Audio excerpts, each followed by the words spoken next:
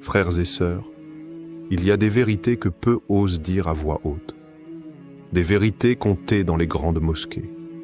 Des vérités que certains chers, par crainte ou par stratégie, préfèrent envelopper de silence. Mais aujourd'hui, nous allons briser ce silence, car Jérusalem saigne, et le Mahdi s'avance. Dans cette vidéo, nous allons révéler ce que beaucoup d'érudits gardent pour eux, le lien explosif entre l'imam al-Mahdi et la libération d'Al-Quds.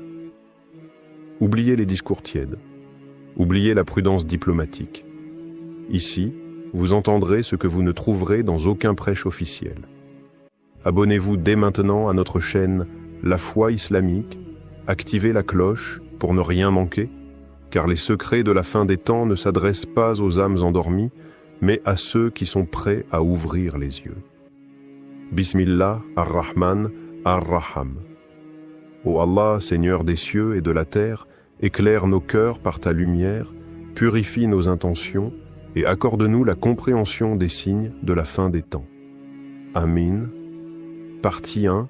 Jérusalem dans les prophéties, le centre du combat final. Il y a des lieux sur terre qui dépassent les cartes, les géographies et les conflits. Des lieux dont la valeur ne se mesure pas en hectares, mais en siècles de sang, de foi, de miracles et de trahison. Jérusalem, Al-Quds et de cela. Une ville aussi petite que le cœur humain, mais qui contient en elle les secrets de la fin des temps. Quand on évoque Jérusalem, l'histoire prend un souffle particulier. Les anges l'ont entourée, les prophètes y ont prié. Et le prophète Muhammad, dans les récits authentiques, nous a laissé des paroles brûlantes. Jérusalem sera au centre de l'affrontement ultime entre le bien et le mal. Il n'a pas dit « peut-être », il a dit « elle sera ». Et aujourd'hui encore, tous les regards convergent vers elle. Les Juifs l'attendent comme le trône de leur roi. Les chrétiens la voient comme la scène du retour glorieux du Messie. Et les musulmans, eux, savent que quelque part entre les pierres anciennes et les larmes modernes, le Mahdi marchera. Ce n'est pas un fantasme, ce n'est pas une légende. C'est une certitude nourrie par des siècles de transmission. Mais alors, pourquoi ce silence? Pourquoi ce mutisme dans les mosquées? Pourquoi tant de voix érudites, pourtant capables de décortiquer 1000 fiqh compliqués, deviennent soudain muettes quand il s'agit d'Al-Quds et du Mahdi? La réponse fait mal, mais elle est simple. Dire la vérité dérange. Car dire que Jérusalem est au cœur de la mission du Mahdi, c'est admettre qu'un jour viendra où les pactes politiques tomberont. C'est reconnaître que l'ordre actuel du monde ne survivra pas à l'éveil prophétique. Et cela, ni les puissants ni leurs alliés religieux ne le souhaitent. On préfère donc nous parler de patience, de rester tranquille, de ne pas se précipiter. On nous présente la situation comme une simple épreuve du quotidien, un dossier parmi d'autres. Mais les hadiths nous disent autre chose. Ils nous disent que la terre d'Al-Quds sera foulée par les troupes ennemies, que des cris s'élèveront de ses murs, et que ce n'est qu'à ce moment précis qu'un homme se lèvera, inconnu, mais attendu par les cœurs sincères. Ce que peu comprennent, c'est que le Mahdi n'est pas une figure abstraite. Il est une réponse, une conséquence. Il surgira par nécessité divine à un moment où l'oppression aura atteint son paroxysme, et Jérusalem sera le cri silencieux qui déclenchera cette réponse céleste. Al-Quds, dans l'ombre de ses minarets, attend. Elle souffre, mais elle sait. Elle sait que son sort est lié à celui du Mahdi. Et tant qu'il ne s'est pas levé, elle restera prise dans les chaînes, regardant vers le ciel, une promesse que beaucoup ont oubliée. Mais ne vous y trompez pas, tout est en place. Les alliances se font, les trahisons s'organisent et les peuples s'agitent. Ce n'est pas l'histoire d'une ville, c'est l'histoire d'un monde qui s'effondre pour qu'un monde nouveau puisse naître. Et au centre de cette renaissance se tiendra Jérusalem. Partie 2. Le Mahdi, stratège militaire et guide spirituel. Oubliez les images édulcorées. Effacez ce que vous avez entendu dans les sermons tièdes et les discours aseptisés. le Mahdi ne viendra pas avec des pétales de rose. Il viendra avec la poussière des chevaux, le fracas des sabres et la détermination de ceux qui ne pactisent jamais avec l'injustice. Oui, c'est un homme de foi. Oui, c'est un homme de lumière. Mais il est aussi et surtout un chef de guerre, un stratège, un descendant du prophète, envoyé non pas pour apaiser les puissants, mais pour les faire tomber. Les hadiths le disent clairement. Il mènera des armées. Il sortira de Médine ou de la Mecque selon les versions, mais une chose est sûre, sa direction sera claire, Al-Qud, Jérusalem. Il ne marchera pas vers elle pour faire de la diplomatie, ni pour signer des trêves hypocrites. Il marchera vers elle pour libérer, et autour de lui, il n'y aura pas que des saints en méditation. Il y aura des croyants aguerris, des hommes debout, des âmes prêtes à sacrifier leur confort pour retrouver la dignité. Une armée non pas massive en nombre, mais pure en intention. L'armée du drapeau noir. Celle que redoute l'élite mondiale. Celle dont les noms ne sont pas dans les médias, mais dans les invocations du matin et du soir. Alors pourquoi les chers se taisent? Pourquoi nous vantons un Mahdi spirituel et silencieux, alors que les textes eux-mêmes évoquent ses conquêtes, ses campagnes, ses alliances de guerre et ses ennemis? Pourquoi gomme-t-on son épée? Parce qu'un Mahdi qui prie est inoffensif, mais un Mahdi qui agit, qui renverse les trônes et détruit les idoles modernes, lui, il fait peur. Il dérange surtout ceux qui ont troqué la vérité contre les faveurs du pouvoir, ceux qui se disent savants mais mangent à la table des oppresseurs. Ceux-là ne veulent pas d'un Mahdi combattant. Ils veulent un Mahdi muet, un Mahdi théorique, un Mahdi qu'on peut encadrer dans les livres et ignorer dans la rue. Mais ce ne sera pas le cas. Le vrai Mahdi ne demandera pas l'autorisation.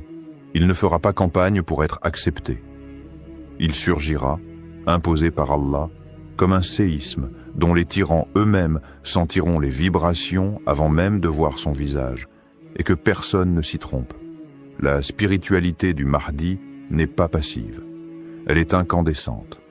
Elle est ce feu intérieur qui pousse à l'action, ce lien avec le divin qui rend l'âme inébranlable. Le Mahdi priera la nuit et combattra le jour. Il guidera dans les massajides et sur les champs de bataille. Son combat ne sera pas celui d'un homme. Ce sera celui d'une Ummah entière, réveillée, unie, lavée de sa peur et nourrie de certitude. Et quand il marchera vers Al-Quds, ce ne sera pas seul. Ce sera avec nous, si nous sommes prêts. Si nous avons cessé d'attendre qu'on nous dise quoi faire.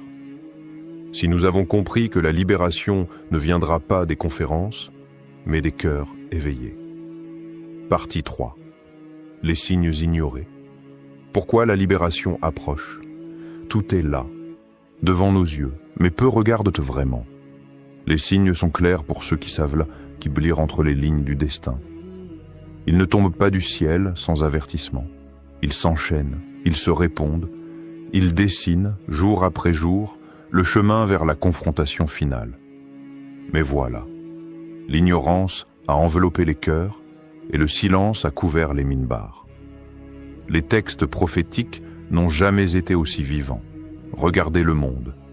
Les conflits au Levant, la normalisation avec les ennemis d'Allah, la division des Arabes, l'effondrement moral, les séismes de l'âme et de la terre.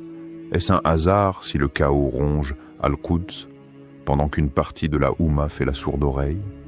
Les hadiths parlent du Khorasan, cette région à l'est, qui verrait surgir une armée de véritables croyants, marchant avec des cœurs de feu et des drapeaux noirs. Une armée qui ouvrirait le chemin au Mahdi. Cette prophétie semble lointaine.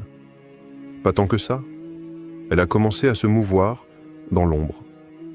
Et ce feu à l'est dont le prophète aurait parlé? Certains y voient les desquemanalis, les explosions modernes, d'autres les soulèvements. Mais ce feu brûle bel et bien. Il consume les frontières des tyrans et réveille les âmes oubliées. Il annonce un basculement. Mais pourquoi tant de prêcheurs ne relient-ils pas ces signes à notre époque? Pourquoi évite-t-il ces sujets comme s'ils étaient toxiques? Parce que parler des signes, c'est réveiller les gens. Et réveiller, c'est déranger l'ordre établi. Un ordre fondé sur l'oubli, l'obéissance aveugle, la résignation. Dans combien de mosquées entend-on encore des prêches sur la patience, sur la soumission, sur le fait d'attendre sans jamais bouger? Pourtant, le croyant n'est pas un spectateur. Le croyant est un acteur des prophéties. Et chaque signe qui apparaît n'est pas un fait divers, c'est une alerte. Il y a une vérité qu'on ne dit pas, se taire sur les signes, c'est trahir. C'est priver les musulmans de leurs repères. C'est les livrer désarmés à un monde qui les broie. C'est leur faire croire qu'Allah n'a pas laissé de guide pour ces temps obscurs, alors qu'il a tout tracé à travers les paroles de son messager. La Oumma doit se préparer, mais pas dans le sommeil, pas dans l'attente passive d'un miracle qui viendrait sans douleur. Elle doit se lever avec intelligence, avec lucidité. Comprendre les événements, décrypter les alliances, relier les actes des puissants aux prédictions du prophète. C'est cela, la vraie préparation. Car l'ennemi, lui, ne dort pas. Il lit nos textes mieux que nous. Il connaît nos prophéties. Il sait ce qui approche. Et c'est pour cela qu'il accélère. Il veut retarder l'inévitable. Il veut s'infiltrer même dans nos lieux sacrés. Il veut nous rendre aveugles aux signes et sourds aux appels du ciel. Mais il y aura toujours ceux qui voient, ceux qui entendent, ceux qui préparent sans bruit. Et le Mahdi ne surgira pas dans le vide. Il viendra au moment où la conscience aura atteint un seuil critique. À ceux qui espèrent sans agir, il est temps d'ouvrir les yeux. À ceux qui agissent sans foi, il est temps de purifier les intentions. Et à ceux qui se taisent sciemment, il est temps de craindre Allah plus que les hommes. Partie 4. Ce que les chers nous cachent vraiment, ils portent la robe de l'autorité. Ils montent sur les minbars, ils récitent les versets avec éloquence. Mais derrière leur discours bien rodé, certains chers ont troqué la lumière pour les dorures du pouvoir. Ils ne guident plus, ils endorment. Ne te méprends pas. Ce n'est pas une attaque contre les savants sincères, ceux qui craignent Allah en vérité et pleurent la nuit pour cette Oumma. Non. Il s'agit ici de ceux qui ont vendu leur silence aux puissants, ceux qui détournent le regard quand la justice est piétinée, ceux qui transforment la religion en calmant pour les masses. Ils savent. Ils ont lu les hadiths. Ils connaissent les signes. Mais ils n'en parlent pas. Pourquoi? Parce que parler du Mahdi, c'est remettre en cause l'ordre établi. C'est exposer les alliances perfides avec les ennemis de l'islam. C'est rappeler que la mission du Mahdi n'est pas de négocier avec les oppresseurs, mais de les renverser. C'est dire haut et fort que le Mahdi ne fléchira pas devant les rois, ni devant les intérêts géopolitiques, ni devant les traités vendus au diable. Mais eux préfèrent dire « ce n'est pas encore le temps », ou encore « parler du Mahdi, c'est semer la fitna ». Non, frères et sœurs, le vrai trouble, c'est le mensonge. Le vrai chaos, c'est de rester muet face à la trahison. Ce qu'ils veulent vraiment, ces pseudo-savants, c'est maintenir le peuple dans un sommeil profond, un islam folklorique, un islam d'apparence, un islam qui récite mais ne se lève pas, un islam qui pleure Jérusalem, sans jamais se demander comment la libérer. Mais le Mahdi ne vient pas pour plaire. Il ne viendra pas flatter les émotions ou nourrir les illusions. Il viendra pour purifier, et cette purification sera douloureuse. Elle passera par l'effondrement de ce qui est corrompu, par le dévoilement de ceux qui se sont cachés derrière le Coran pour mieux trahir la vérité. Il renversera les trônes souillés. Il brisera les chaînes mentales. Il rendra aux gens la parole vivante, celle qui libère et non celle qui asservit. Il restaurera la justice prophétique, celle qui dérange les tyrans et réveille les humbles. Et la première étincelle de cette purification jaillira à Jérusalem. Cette ville prise en otage par l'injustice, piétinée par l'oppresseur, souillée par le silence complice. Le Mahdi ne viendra pas y faire la paix avec les colons. Il viendra y établir la souveraineté d'Allah. Alors pourquoi ce silence? Parce qu'un Mahdi actif, un Mahdi qui libère, c'est un Mahdi dangereux pour ceux qui ont pactisé avec le système. Un Mahdi qui rend le peuple conscient, c'est une menace pour les trônes fondés sur le mensonge. Un Mahdi qui appelle à se lever, c'est la fin de leur confort. Mais le temps viendra où le voile tombera, où la vérité ne pourra plus être étouffée. Et ce jour-là, ceux qui auront menti au nom de la religion seront confrontés à celui qu'ils ont tenté de cacher. Car le Mahdi n'est pas un mythe. Il est une certitude, une promesse, une réponse. Partie 5. Et si la libération avait déjà commencé? Et si nous avions tout mal compris? Et si le fracas des bombes sur Gaza n'était pas un cri de fin, mais le tambour d'ouverture d'un nouveau chapitre? Et si la poussière des ruines était en réalité la terre retournée par les anges pour y faire pousser les graines de la délivrance? Jérusalem gémit, mais elle ne se tait pas.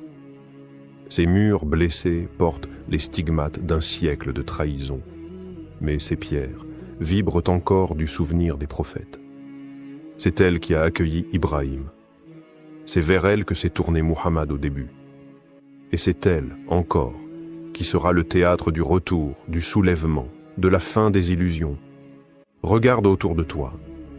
Les signes sont là, mais ils ne prennent plus la forme que tu attendais. Le Mahdi ne viendra pas auréolé d'or et de chant. Il viendra à travers les flammes, la sueur, la douleur et l'endurance. Il surgira là où on ne l'attend plus, dans les yeux d'un orphelin qui ne baisse plus la tête, dans la voix d'une femme palestinienne qui défie un soldat armé, dans le cœur d'un jeune du Khorasan qui marche, les pieds nus, mais le regard rivé vers Al-Quds. Et si la libération avait déjà commencé, sans même que nous la voyions? Et si chaque martyr à Gaza était un verset vivant inscrit dans le grand livre de la résistance divine? Et si chaque soulèvement dans Jérusalem-Est était un pas du Mahdi que nous n'avons pas su entendre? Le silence des chairs ne peut plus enterrer les battements de cette génération. Une génération qui ne se contente plus de réciter les histoires. Elle veut devenir l'histoire. Elle veut porter l'étendard. Elle ne veut plus attendre que les portes s'ouvrent. Elle veut les enfoncer avec foi, même si elles sont gardées par 1000 pharaons. Le Mahdi ne vient pas pour flatter les discours bien pensants. Il vient briser les masques. Et Al-Quds sera le miroir. Ce miroir qui reflètera les croyants sincères et démasquera les traîtres. Il viendra, oui, avec ou sans l'accord des institutions. Il viendra, non pas dans les salons dorés, mais dans les ruelles sombres, là où le peuple prie sans rien attendre, là où les cœurs battent pour Allah seul. Et quand ses pas fouleront la terre bénie de Jérusalem, la ville le reconnaîtra. Elle reconnaîtra son odeur, elle reconnaîtra son regard. Car cette ville a vu les prophètes, elle a goûté leur sang, et elle attend son dernier libérateur comme on attend un souffle après l'asphyxie. Alors, prépare-toi, pas seulement en scrutant les cieux, mais en purifiant ton cœur, en te levant, en priant, en résistant, en croyant, car peut-être, tu es déjà, sans le savoir, un soldat de cette aube. Gloire à toi, ô Allah, toi qui sais ce que cachent les colofs et les poitrines, toi qui connais les secrets des temps à venir. C'est entre tes mains que réside la victoire. C'est sous ton regard que les prophéties prennent vie. Et c'est par ta lumière que la vérité jaillira, même si les ténèbres l'encerclent. Nous avons vu dans ce voyage que Jérusalem n'est pas une simple ville. Elle est le cœur battant de la fin des temps. Le Mahdi n'est pas une légende lointaine, mais une réalité prophétique qui frappe à nos portes. Les chairs silencieux ne pourront pas étouffer le rugissement de la vérité. Et le réveil de la Oumma est peut-être déjà en marche, porté par des signes que seuls les cœurs éveillés peuvent lire.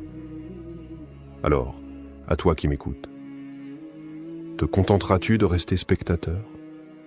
Ou te lèveras-tu, le cœur pur, les mains vers le ciel, prêt à faire partie de ce qu'Allah a choisi pour accompagner le guide promis? Qu'Allah fasse de toi un veilleur, un priant, un combattant par la foi. Qu'il te garde ferme lorsque le monde tremblera et qu'il t'accorde la vision de Jérusalem libérée. Si cette vidéo a touché ton cœur, abonne-toi maintenant à la foi islamique. Ici, nous ne vendons pas le silence. Nous révélons ce que d'autres taisent. Partage cette vérité. Réveille un frère, éveille une sœur. Et ensemble, marchons vers l'aube, là où Jérusalem verra se lever la promesse d'Allah. Chers frères et sœurs, aujourd'hui, vous allez découvrir un sujet que très peu osent aborder. Une confrontation prophétique, une bataille écrite dans les hadiths bien avant notre époque. Il ne s'agit pas d'un conflit ordinaire, mais d'un duel spirituel, eschatologique, entre la vérité et le mensonge, entre l'imam al-Mahdi et l'État d'Israël. Avant de plonger dans ces révélations bouleversantes, abonnez-vous à notre chaîne La Foi Islamique pour ne rien manquer de nos prochains épisodes sur les grands signes de la fin des temps. Ce que vous allez entendre aujourd'hui pourrait changer votre compréhension de l'actualité mondiale. Restez jusqu'au bout. Bismillah, Ar-Rahman Ar-Rahim. Louange à Allah, le Très-Haut, le détenteur des armées invisibles, le maître du destin et des prophéties. Partie 1. Les prophéties oubliées sur la confrontation avec Israël. Il existe dans la tradition prophétique des paroles que l'on récite sans toujours oser les méditer. Des paroles qui traversent les siècles comme un écho venant de l'avenir, chargé de signes, de vérités dérangeantes et de réalités que beaucoup préféreraient s'enfouir sous le silence. Parmi ces hadiths, il y a celui que rapportent plusieurs chaînes authentiques. L'heure ne viendra pas jusqu'à ce que les musulmans combattent les juifs. Le juif se cachera derrière un arbre ou une pierre. Et l'arbre ou la pierre dira « Ô musulmans, serviteurs d'Allah, voici un juif derrière moi, viens le tuer. » Sahih Muslim. À première lecture, ce hadith choque. Il dérange parce qu'il parle d'un affrontement. Mais ce n'est pas un appel à la haine, ni un encouragement à la violence aveugle.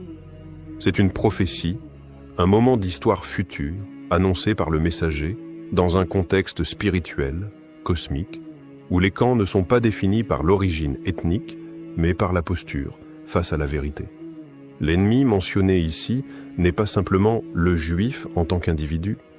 Il s'agit d'un symbole d'un camp, d'un pouvoir, d'une idéologie collective qui s'opposera farouchement à la mission du Mahdi et à la justice divine. D'ailleurs, ce hadith ne parle pas d'un conflit ethnique, mais d'un affrontement eschatologique entre les forces de la foi et celles de l'arrogance ultime dans les derniers instants de ce monde. Ce qui est saisissant dans cette prophétie, c'est l'intervention de la nature elle-même, les pierres, les arbres, des éléments inertes, silencieux, vont se mettre à parler. Pourquoi? Parce que l'injustice sera telle que même la création d'Allah ne pourra plus rester passive. L'arrogance humaine aura dépassé toutes les limites. Et alors, la terre elle-même choisira son camp.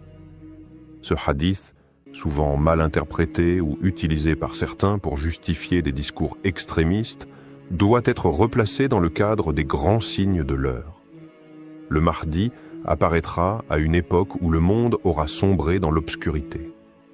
Les oppresseurs seront puissants, organisés, dotés de technologies avancées et soutenus par des alliances mondialement établies. L'État d'Israël, qui aujourd'hui occupe la terre bénie d'Al-Qoud, deviendra l'un des centres nerveux de cette opposition finale. Et dans ce tumulte mondial, la prophétie se réalisera. Les musulmans ne chercheront pas cette guerre, mais elle leur sera imposée.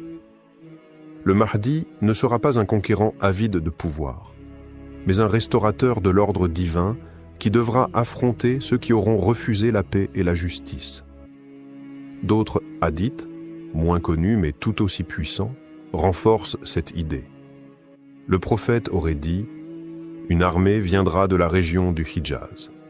Rien ne pourra l'arrêter jusqu'à ce qu'elle atteigne Bayt al-Maqdis. » Ce hadith, bien que sujet à discussion chez les savants, laisse entrevoir une avancée inexorable des forces du bien vers le centre de l'oppression.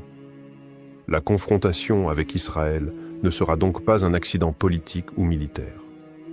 Ce sera l'accomplissement d'un décret divin, un scénario écrit par Allah pour rétablir la balance. Ceux qui auront dominé par la ruse, l'oppression et la corruption verront s'abattre une justice qui ne vient ni des missiles, ni des nations, mais du ciel lui-même. Dans cette prophétie, ce ne sont pas seulement les armes qui parleront, c'est la terre elle-même qui jugera. Le silence des siècles se brisera. Les arbres dénonceront, les pierres parleront. Le monde matériel, longtemps utilisé comme outil d'oppression, deviendra témoin à charge contre ses propres tyrans. Et si cette prophétie nous est parvenue aujourd'hui, ce n'est pas pour nous divertir ou nous effrayer, mais pour nous préparer. Partie 2.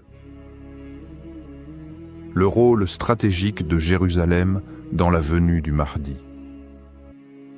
On pourrait croire que Jérusalem est une simple ville perchée sur quelques collines, prise entre les sables du désert et les vents méditerranéens.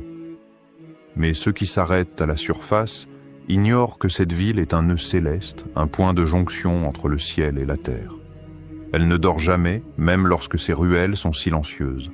Elle entend, elle porte, elle attend. Depuis des millénaires, Jérusalem est le théâtre d'affrontements qui semble dépasser les enjeux humains. Elle est mentionnée dans la Torah, glorifiée dans les évangiles et vénérée dans le Coran comme la première Qibla des musulmans.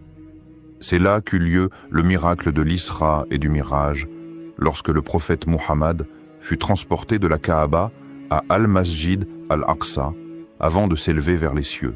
Et ce n'est pas un hasard, car le voyage du Mahdi commence là où celui du prophète a culminé, à Jérusalem. Jérusalem est le centre spirituel de la fin des temps. Les hadiths décrivent que l'imam al-Mahdi établira la justice sur terre et qu'une confrontation décisive avec les forces ennemies, notamment l'armée du Dajjal, s'y produira. Pourquoi Jérusalem? Pourquoi cette ville en particulier? Parce que Jérusalem est la ligne de fracture entre les puissances terrestres et les vérités célestes. C'est là que se révélera le mensonge global, et là aussi que triomphera la lumière du Mahdi. En réalité, ce ne sont pas les roquettes, les tanks ou les politiques qui déterminent le destin de cette ville. C'est une promesse divine. Et chaque jour qui passe rapproche son accomplissement.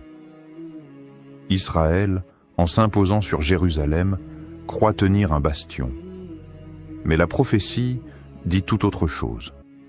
Le prophète a affirmé « Un groupe de ma communauté ne cessera de se battre pour la vérité, victorieux, jusqu'à ce que vienne l'ordre d'Allah alors qu'ils seront à Jérusalem. » Muslim, Ahmad.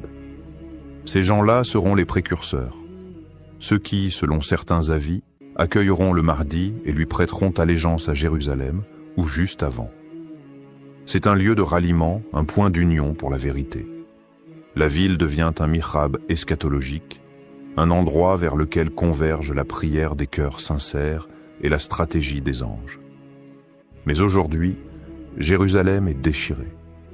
Elle est occupée, surveillée, militarisée. Pourtant, c'est dans cette oppression que les signes se multiplient.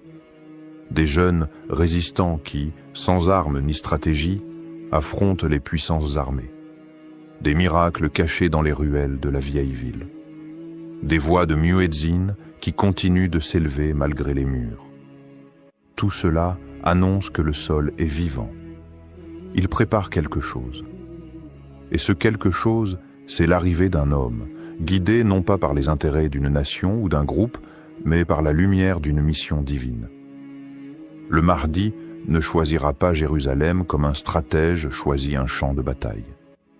Il y sera attiré, guidé, appelé, car c'est là que l'histoire se dénoue, que les secrets s'accomplissent.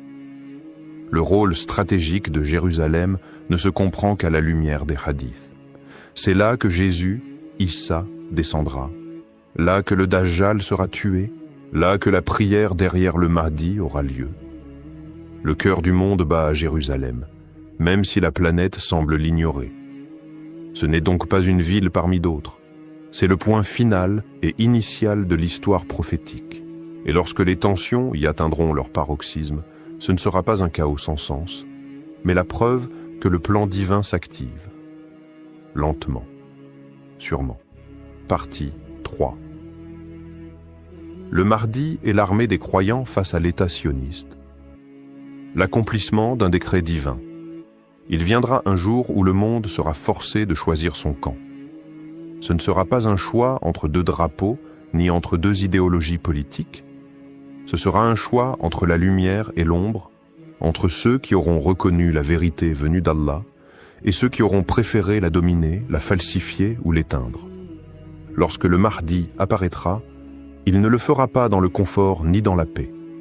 Il surgira dans un monde brisé, un monde où l'oppresseur sera célébré et où les peuples soumis vivront dans le silence et la peur.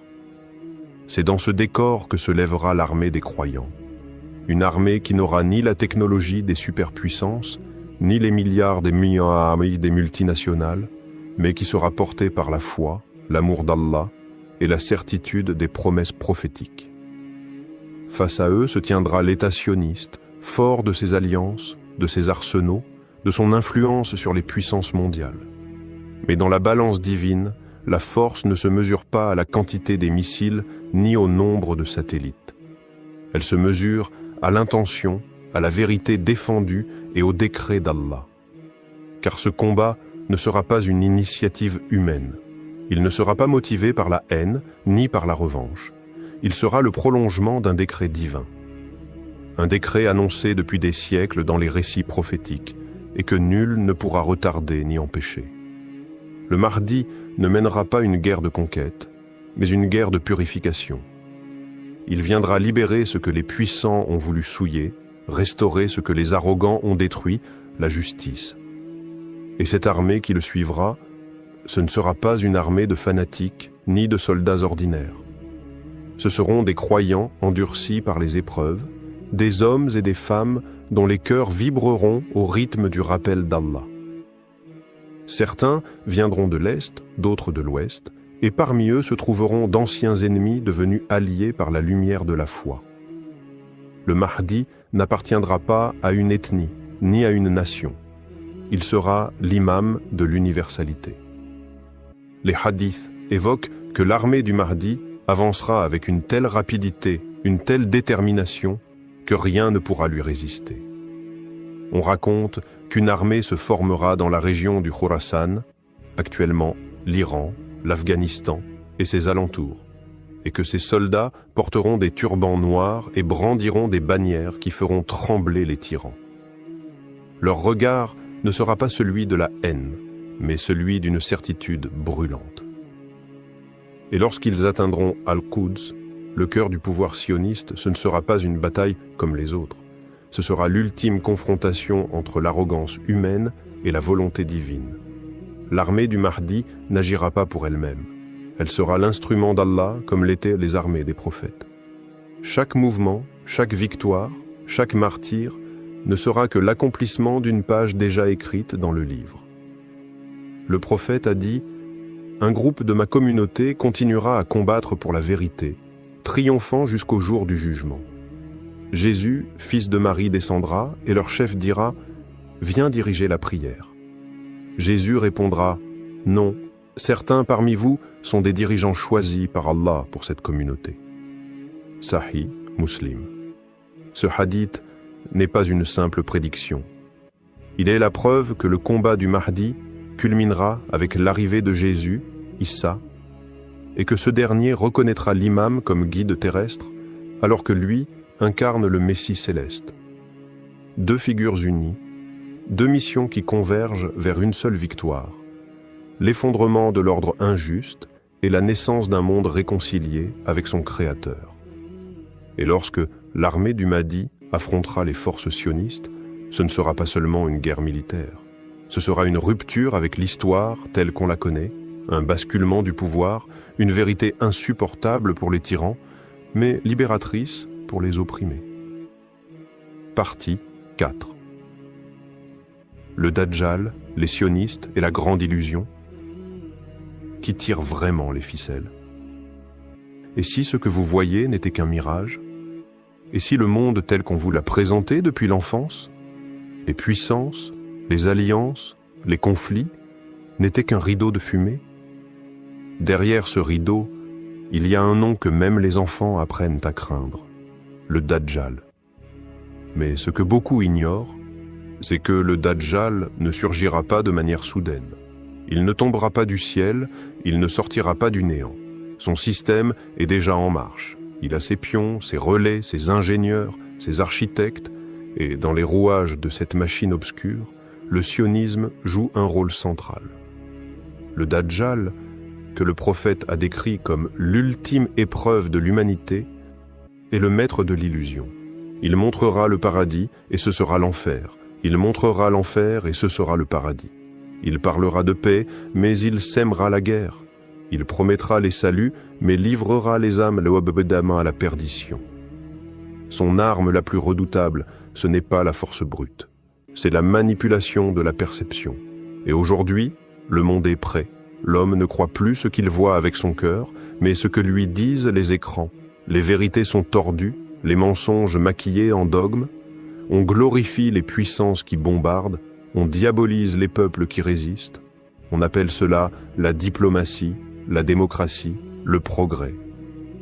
Mais est-ce vraiment cela? Le prophète Muhammad a dit « Il n'y a pas de tribu à qui le Dajjal ne sera pas envoyé ». Et dans une autre version, il viendra avec une illusion si puissante qu'elle séduira même les cœurs fermes, à moins que la miséricorde d'Allah ne les protège. Or, si l'on observe le monde avec un regard lucide, on comprend que le système du Dajjal est déjà actif. Ce système a une capitale, une idéologie, des symboles. Et parmi ses piliers visibles, le sionisme mondial. Attention, il ne s'agit pas ici de parler des Juifs en tant que peuple, car l'islam respecte les gens du livre, mais de cette entité politique et messianique qui prétend préparer la venue de leur Messie, mais en vérité prépare l'arrivée du Dajjal.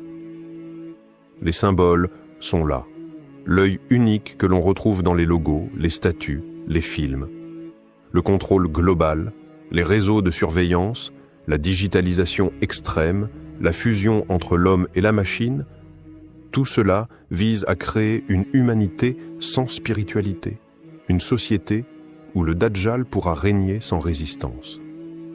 Et ce n'est pas un hasard si l'État sioniste s'impose aujourd'hui comme un centre technologique mondial, contrôlant des données, des intelligences artificielles, des laboratoires. Ce n'est pas une question de progrès. C'est une guerre contre la vérité. La confusion est telle que ceux qui parlent du Mahdi sont considérés comme dangereux. Ceux qui dénoncent le faux sont qualifiés d'extrémistes. Mais ce que le système ne comprend pas, c'est que le plan divin dépasse ses calculs. Et le Dajjal, malgré sa puissance, est prisonnier d'un délai fixé par Allah. Il apparaîtra, il séduira, mais il sera anéanti. Par Jésus, Issa, dans une scène qui aura lieu non loin de Jérusalem, après qu'il ait tenté de s'imposer comme le Messie attendu. Alors, qui tire les ficelles? Qui contrôle les récits médiatiques, les alliances politiques, les guerres ciblées? Ce n'est pas toujours visible. Mais les croyants savent que derrière les murs, derrière les discours, un empire de l'ombre opère. Et ce que le Mahdi viendra détruire, ce n'est pas seulement une armée, mais toute une matrice fondée sur le mensonge. Le vrai combat est invisible, mais il se rapproche. Partie 5. Le triomphe final. Quand la justice divine s'abat sur l'oppression, le vent souffle doucement sur les terres sacrées de Jérusalem, mais ce n'est plus le vent que nous connaissons. C'est le souffle de la vérité, celui qui précède la pluie bienfaisante de la justice divine. Car bientôt, les ténèbres de ce monde se dissiperont. La fin de la domination des oppresseurs ne sera pas une simple révolte humaine. Ce sera la clarté du ciel sur la terre, l'instant où le Tout-Puissant mettra fin à la tyrannie de l'arrogance. Le Mahdi est arrivé. Non pas comme un homme seul, mais comme l'incarnation de l'espoir d'un monde meilleur, un monde réconcilié avec son Créateur. Sa lumière, éclatante et incontestable, éblouira ceux qui l'avaient ignoré.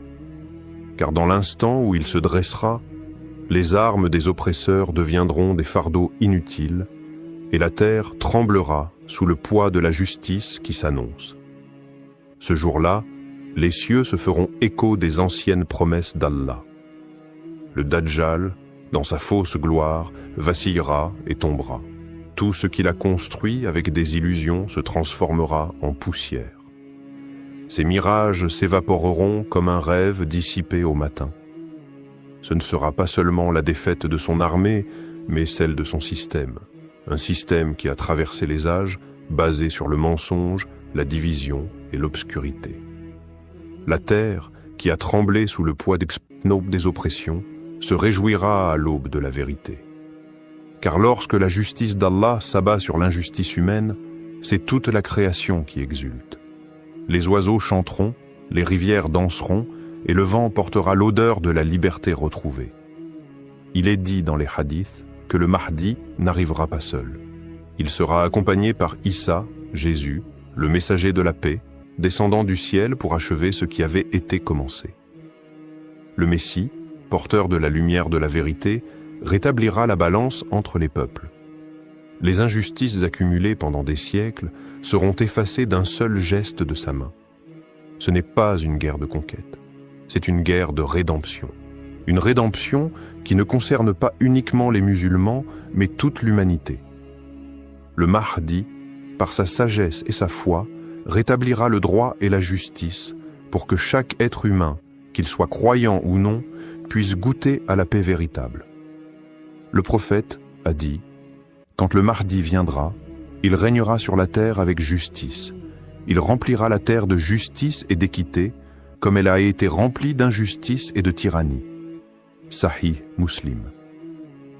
Imaginez un monde où la peur ne gouverne plus, où les chaînes des opprimés sont brisées, où chaque individu, quel que soit son passé, peut se tenir droit sous le ciel d'une justice retrouvée. Ce monde est le fruit d'un effort collectif, porté par ceux qui ont cru dans la promesse d'Allah et qui ont travaillé sans relâche pour voir ce jour arriver.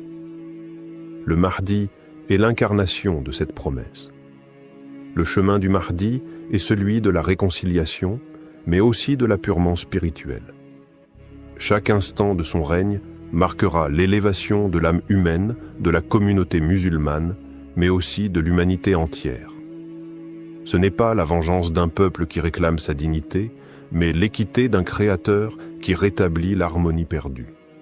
Quand la justice divine s'abattra sur l'oppression, il ne restera que la vérité, pure et éclatante. Ceux qui ont vu la lumière seront sauvés, et ceux qui ont persisté dans les ténèbres seront écartés.